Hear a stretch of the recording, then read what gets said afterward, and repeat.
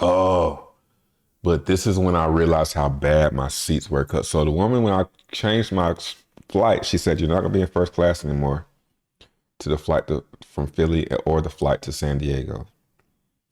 And I'm just like, okay, I just want to get there. But your flight returning is gonna be the same. So keep in mind, we gotta fly back. And I still haven't even went and got my car. My car's still in Charleston. I didn't fly back to Charleston anyway.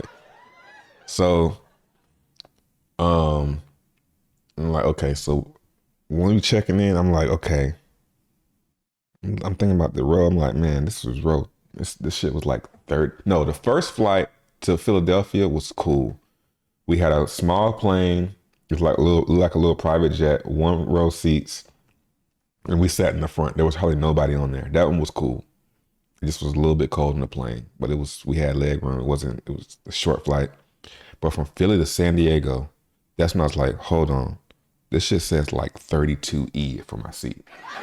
I'm like, when I'm I'm like, this must be the back of the plane. And it literally, we walk in and we literally was sat the last seats. I never sat the last seats on the back. And I'm going back there. And as I'm looking at the numbers, I'm saying, okay, 31, 32. And I get to 32, I'm like, oh, it's 3 seats right there. It looks like there's not many people behind me. We're probably gonna have some good seats here. And as soon as I thought that, this fat dude appeared in the aisle seat. He just appeared out of nowhere. I'm like, whoa, and he was smiling. Like, gotcha. He was smiling at me. He wasn't fat, but a big just because he watched this one day. He wasn't fat, but he was pretty big. And I'm like, all right, of course, I'm gonna have this, it's all good. At least we on the plane, we going to San Diego. We're gonna get there at noon. So it's gonna be like, because if we would have made the initial flight to San Diego, we would have got there at like 12 that night. So we would have went straight to bed anyway and woke up. And so we're gonna get there and experience it almost the same. But we're gonna have less time to soak it in. We didn't get to soak it in that night. So I'm still pretty positive about it. So we get in our seats, and the first thing I noticed was there's only one armrest. That left armrest for me, I had to share it with him. This is a big dude. Now where he gonna put his arms at? He gotta put his arm on the armrest. So he's kind of got his arm up front, and I kind of put mine behind his. Pause.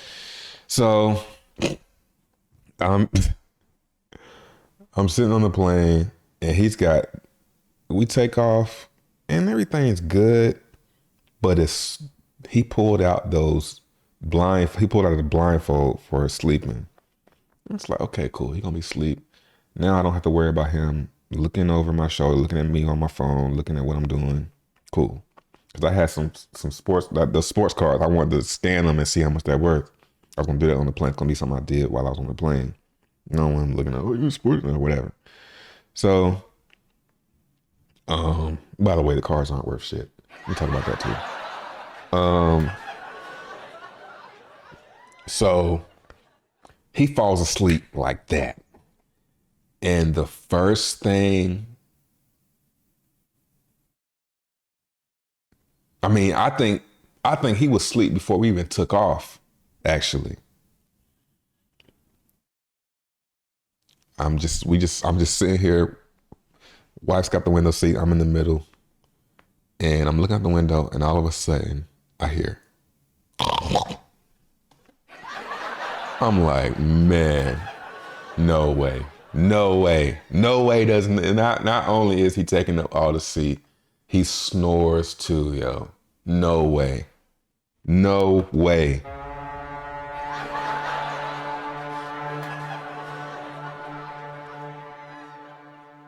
So he starts snoring.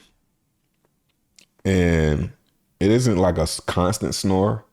What happened, he'd be sitting there, he'd have his head back, and then he'd be sitting there like this.